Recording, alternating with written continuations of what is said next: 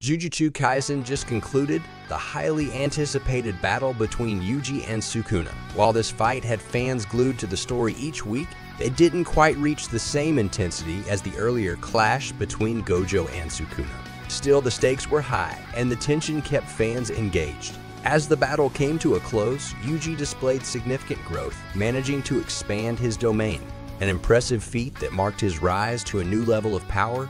It was within this domain that the fight finally came to an end, with Yuji standing victorious. But even with this major win under his belt, there's been considerable discussion about his domain expansion. Fans have pointed out that despite Yuji's progression, his domain expansion didn't quite deliver in the way many had hoped. It lacked the same impact as others we've seen in the series, which may have left some viewers wanting more from such a pivotal moment. Regardless, this fight represents a major turning point for Yuji, solidifying his growth and setting the stage for what could be an even more intense future.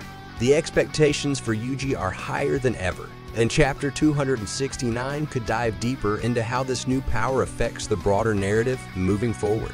Anyway, before we continue any further, please press the like button and please subscribe to my channel and turn on all post notifications so you don't miss any daily uploads. Now, let's continue. This was a long process for him to achieve a domain expansion, whose setup began much earlier than his fight against Sukuna. After all, for a domain expansion to be successfully cast, a sorcerer must be exemplary at setting up barriers. In Yuji's case, this important learning came during the small time skip between the Culling game and the Shinjuku Showdown arc. This was during the time when he received an advantage from a technique by Mei's little brother that allowed him to switch places with others twice a month. One of those was with Yuta, and another one was with Kusakabe, who taught Yuji the essential barrier techniques.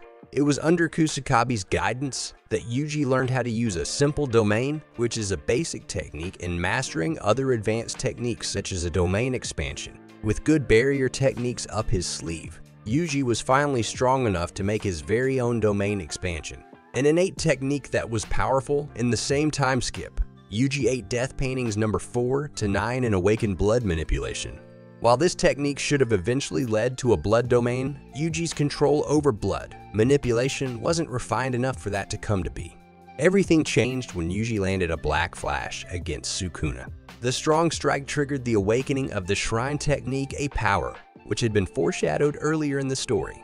In creating his shrine domain expansion, Yuji combined the shrine technique with his barrier.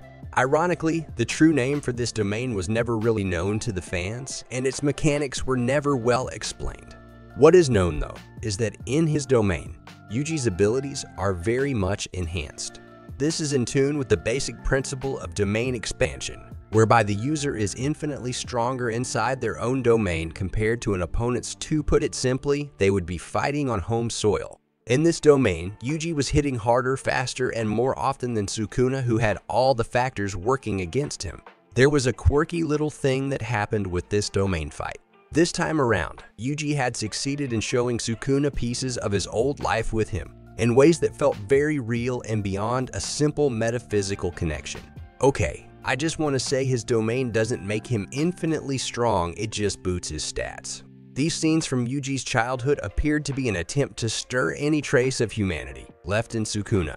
It was Yuji's last-ditch effort to get Sukuna to change his course, urging him to release Fushiguro and return to him, offering to spare his life if he did.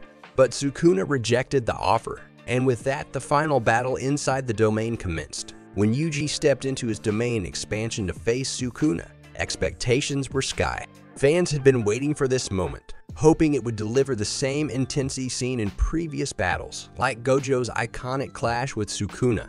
However, the battle ended up being a bit of a letdown. Although Yuji landed powerful hits on Sukuna, severely injuring him, the fight didn't live up to its potential. Yuji needed backup from Fushiguro and eventually Nobara to bring down the King of Curses, a team effort that culminated with Yuji's Black Flash inside the domain. One of the major disappointments was Yuji's domain expansion itself. Fans were left with more questions than answers about how it actually worked. The domain appeared to enhance Yuji's physical strength, allowing him to hit harder and faster, but beyond that, it didn't offer much in terms of unique abilities. A domain expansion is typically expected to introduce a distinct signature move, or sure hit technique, something that sets the battle apart. But for Yuji, the only thing his domain seemed to do was amplify his existing abilities. The lack of a clear sure hit technique was a significant letdown.